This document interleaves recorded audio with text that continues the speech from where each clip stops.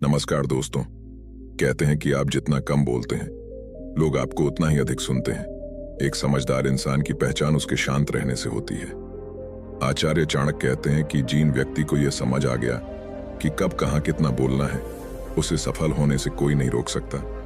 एक बार की बात है, एक युवा लड़का एक बार एक बौद्ध भिक्षु के पास पहुंचा।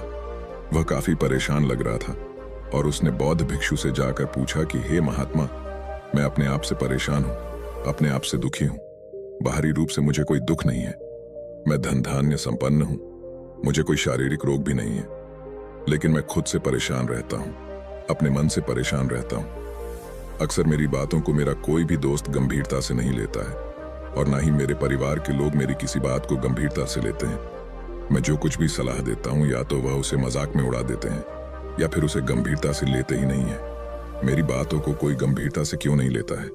क्यों मेरी बातों पर कोई अमल नहीं करता? क्यों मेरी बातों में कोई रुचि नहीं दिखाता?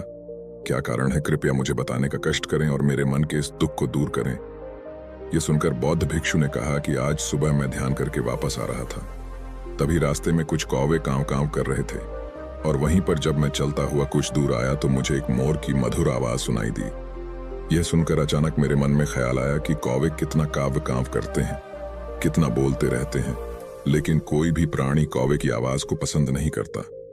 मोर हमेशा सही परिस्थिति के हिसाब से बोलता है। जब भी बारिश होने वाली होती है और बादल गरजते हैं और बारिश होने की आशंका होती है, ऐसे में मोर अपनी मधुर आवाज में गाता है जो सभी को प्रिय होता है, सभी को अच्छा लगता है। ऐसे ही अगर इंसान सही परिस्थिति के हिसाब से सही शब्द बोले, सही वाणी बोले, तो वही वाणी दूसरों के लिए संगीत हो जाती है, संगीत बन जाती है और दूसरे लोग तुमसे सम्मोहित हो जाते हैं और वहीं पर तुम्हें सब लोग गंभीरता से लेने लगते हैं। और दूसरी तरफ अगर तुम यूं ही बेफिजूल ऐसे ही बो रहते हो, बिना किसी बात के बोले चले जाते हो, तो फिर तुम्हें कोई गंभीरता से नहीं लेता। तुम उस कौवे की भांति हो जाते हो जिसकी वाणी कोई पसंद नहीं करता और बाद में तुम्हें दुख होता है कि तुम्हें कोई गंभीरता से क्यों नहीं लेता। इसीलिए अपने शब्दों को बेहद बुद्धिमानी के साथ इस्तेमाल करना सीखो। अगर तुम नहीं सीखोगा तो समाज में तुम्हें कोई सम्मान या कोई गंभीरता से नहीं लेगा। यह सुनकर वह युवा लड़का बोला कि हे महात्मा, मैं जानता हूं कि मैं ज्यादा बोलने की बीमारी से ग्रस्त हूं, मुझे इतना नहीं बोलना चाहिए, लेकिन मैं अपने आप पर काबू नहीं रख पाता और ना ही मैं इतना बुद्धिमान हूं कि मैं अपने शब्दों को नाप तोलक बोल सकूं। मैं तो किसी से बात करते वक्त इतना सोचता भी नहीं कि मुझे अपने शब्द किस तरह इस्तेमाल करने हैं। कृपया करके कुछ ऐसी परिस्थितियां बता दीजिए जहां पर मुझे कम बोलना है या फिर बोलना ही नहीं है, हमेशा चुप रहना है। अगर आप मेरा ऐसे मार्गदर्शन कर सकते हैं तो मेरा जीवन आसान हो जाएगा और मुझे ज्यादा दिमाग या अपनी बुद्धि लगाने की भी जरूरत नहीं पड़ेगी। यह सुनकर बौद्ध भिक्षु ने मुस्कुराते हुए कहा कि बेटा, वैसे तो इंसान को हर परिस्थिति में सोच समझकर ही बोलना चाहिए, लेकिन अगर वह हमेशा होश में नहीं रह पाता है, ध्यान में नहीं रह पाता है, तो मैं तुम्हारे दैनिक जीवन की कुछ ऐसी परिस्थितियां बता रहा हूं जहां पर तुम्हें हमेशा चुप रहना है। अगर तुम ऐसी जगहों पर कुछ बोलोगे तो तुम्हारा अपमान ही होगा या फिर तुम्हें कोई गंभीरता से नहीं लेगा। सबसे पहली जगह है, या यूं कहे, ऐसी परिस्थिति जहां पर इंसान को हमेशा चुप रहना चाहिए।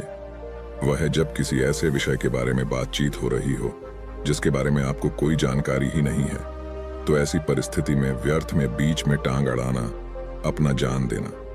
व्यर्थ का ज्ञान आपको कुछ पता नहीं है, लेकिन फिर भी आप अपना ज्ञान देने के लिए उत्सुक हैं, तो ऐसी जगह पर आपका अपमान ही होगा।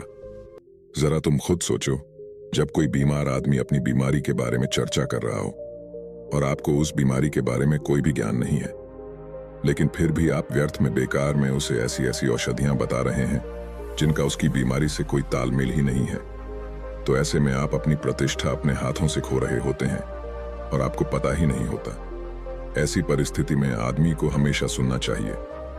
ध्यान से सुनना भी एक कला होती है। अगर आप सुनने का दिखावा करेंगे तो कहीं ना कहीं सामने वाले आदमी को यह एहसास हो जाता है कि यह मेरी बात पूरे ध्यान से नहीं सुन रहा है। इसीलिए जब आपको किसी विषय के बारे में पूरी तरह से जानकारी ना हो तो वहां पर केवल अपने कान लगाना ही ज्यादा महत्वपूर्ण होता है, ज्यादा जरूरी होता है। आप उस इंसान की बातें ध्यान से सुन सकते हैं और इसी बीच आप दोनों के बीच एक संबंध पैदा होगा और वह संबंध सच्चा होगा। क्योंकि आपने उसके बात को बड़े ही ध्यान से सुना है और इस बात का पता सामने वाले को भी होता है। तो हम बिना कुछ बोले सिर्फ सुनने मात्र से किसी को अपना दोस्त, अपना मित्र बना सकते हैं। इस बात को हमेशा ध्यान में रखना। दूसरी जगह जहां इंसान को हमेशा चुप रहना चाहिए वह है खाना खाते वक्त। खाना इंसान को हमेशा चुप रहकर खाना चाहिए, मौन रहकर खाना चाहिए। महात्मा बुद्ध और उनके भिक्षु हमेशा चुप रहकर भोजन करते हैं, शांत भाव से भोजन करते हैं, परिपूर्ण होकर भोजन करते हैं, पूरी तरह से करते हैं, एक एक टुकड़े का स्वाद लेकर भोजन करते हैं। और ऐसा भोजन जब आपके शरीर में पहुंचता है तो वह आपके अंग अंग तक ऊर्जा पहुंचाता है। अक्सर हम भोजन करते वक्त कुछ ना कुछ बोलते रहते हैं, कुछ ना कुछ सुनते रहते हैं, लेकिन मौन रहकर पूरा स्वाद लेकर उस भोजन को कभी नहीं करते। हम उस भोजन को करते वक्त आधे अधूरे ही रहते हैं और इसीलिए हमारा शरीर रोगों से ग्रस्त हो जाता है। जरा तुम खुद सोचो, बौद्ध भिक्षु हमेशा भिक्षा लेकर भोजन करता है और भिक्षा भी कितनी बिल्कुल मामूली सी, और वो भी एक वक्त भोजन करने के बाद भी वो इतने स्वस्थ रहते थे, इतने उत्साह, जोश और आनंद से भरे होते थे। और हम तो इतना खाना खाते हैं, इतनी सारी भोजन की सामग्री हमारे लिए उपलब्ध होती है, लेकिन हमारे शरीर में कोई ऊर्जा नहीं होती। इसका सबसे बड़ा कारण होता है कि हम अपना भोजन होश में नहीं करते हैं, परिपूर्ण होकर नहीं करते हैं, मौन रहकर नहीं करते हैं। इसीलिए अपना भोजन हमेशा मौन रहकर ही करो। तीसरी जगह जहां पर अगर आपने चुप रहना सीख लिया तो इसका मतलब यह है कि आपने अपने ने ऊपर विजय हासिल कर ली। जी हाँ, गुस्से में शांत रहना या चुप रहना इतना आसान नहीं होता है। अक्सर हम गुस्से से भरकर कुछ ऐसे शब्द या अपशब्द बोल जाते हैं जिसका पछतावा हमें हमेशा रहता है, लेकिन जुबान से निकला हुआ शब्द वापस नहीं हो सकता, उस शब्द को मिटाया भी नहीं जा सकता। अब वह जिंदगी भर हमारे दामन से जुड़ चुका है और वह गुस्से में बोला गया अपशब्द हमारे मन को समय समय पर बेचैन करता रहता है, दुखी करता रहता है। लेकिन गुस्से के वक्त चुप रहना सीखना भी एक बहुत बड़ी कला होती है। गुस्से में आदमी का अपने ऊपर काबू कहाँ रहता है, अपनी इंद्रियों को वश में कहाँ रख पाता है। इसीलिए इस कला को आप तभी सीख सकते हैं जब आप गुस्सा भी होश में रहकर कर पाए। जब भी आपको गुस्सा आए, आपके दिमाग में सिर्फ एक ही बात आए कि मुझे चुप रहना है, मुझे किसी से कुछ गाली गलौच नहीं करना, किसी को कोई अपशब्द नहीं बोलना। और जब यह विचार गुस्से के साथ जुड़ जाता है और धीरे धीरे यह आदत बन जाता है तो आप अपने गुस्से को भी काबू में करना सीख जाते हैं। जब भी कभी गुस्सा आए तो किसी को कुछ बोलने की बजाय कुछ शारीरिक व्यायाम करना शुरू कर दो। उछलना, भागना, दौड़ना, जिम करना, कुछ भी आप ऐसा व्यायाम कर सकते हो जिसमें आपका शरीर थक जाए। आप पाएंगे कि जब आपका शरीर थक जाता है तो आपका मन भी शांत हो जाता है। आपने उस गुस्से की ऊर्जा को एक सकारात्मक रूप दे दिया और यही बुद्धिमान व्यक्ति की पहचान होती है, जो दूसरों के तानों से भी अपना घर बना लेता है, अपनी कामयाबी के रास्ते निकाल लेता है। वही सच में बुद्धिमान आदमी है जो जहर को भी दवा बनाकर इस्तेमाल करना सीख जाए, वही असली बुद्धिमान होता है। चौथी जगह जहां आप चुप रहेंगे तो आपके लिए वही सबसे ज्यादा बेहतर होगा, वही आपको सम्मान दिलाएगा।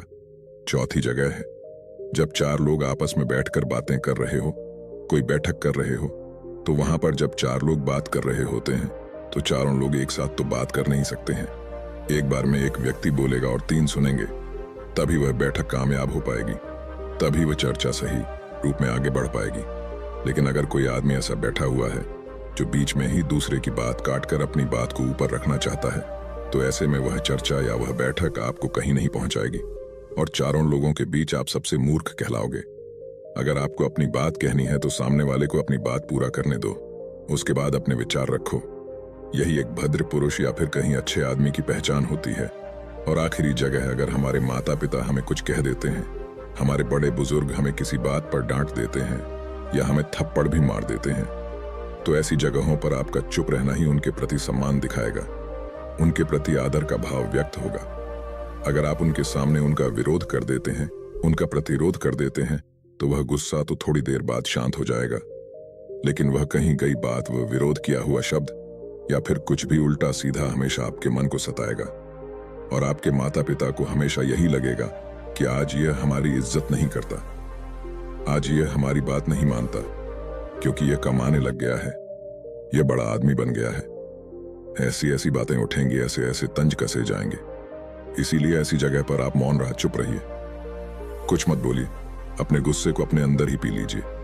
कुछ व्यायाम कर लीजिए, भाग लीजिए, दौड़ लीजिए।